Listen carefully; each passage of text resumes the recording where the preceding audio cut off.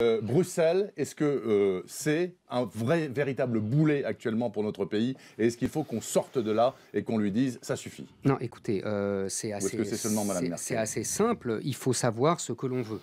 En fait, moi je vais aller très vite. Je pense que l'euro est une machine à imposer et à favoriser la domination allemande, économique sur toute l'Europe et à transformer la France en Mezzogiorno.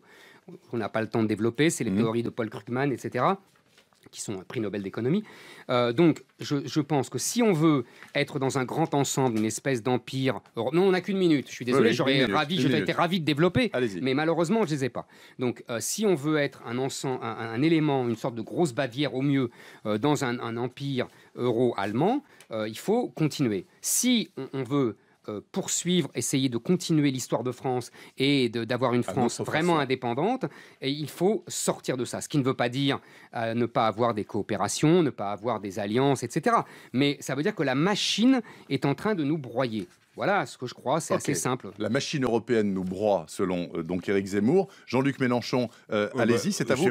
D'abord, attendez, est-ce que vous regrettez d'avoir dit à Mme Merkel, fermez-la, Mme Merkel? Non, bien sûr que non. Mais on a une minute. Moi, dans la minute, il y a vos machins en plus. Non, mais vous alors on ne parle du regrettez sujet, pas. si vous voulez. Alors allez-y.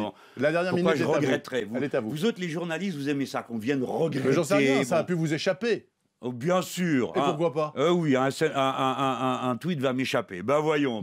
Vous, ça vous échappe. Vos convictions politiques se sont entendues il y a un instant. Moi, je ne tweete pas. Bon, alors, ouais. Allez-y, l'Europe. La machine européenne est construite sur un modèle qui n'est pas celui de la République française. Et il contient une logique, c'est la constitutionnalisation du libéralisme économique. Il faut donc en finir avec ça. Puisqu'Éric Zemmour a pris le thème de l'euro, commençons par dire que l'euro est aujourd'hui un euro allemand qui asphyxie l'Europe. Mais ce pourrait être un euro français. Pourquoi? Parce que la France a la puissance, elle est la deuxième économie du continent, nous allons être la première population, la démographie ça compte, et nous sommes donc un peuple jeune qui a besoin d'investissement. Par conséquent, la politique absurde de l'Allemagne, dirigée par M. Schauble, qui crée des pauvres par paquet et des travailleurs misérables, ne durera pas, Éric Zemmour. Et donc, il faut une France forte, qui parle fort et qui dit, ces traités-là, c'est fini. Il faut désobéir ou nous entendre. Et je dirais à Mme Merkel, non pas dit Mao Tzu, la seule chose que je regrette, c'est que j'ignorais,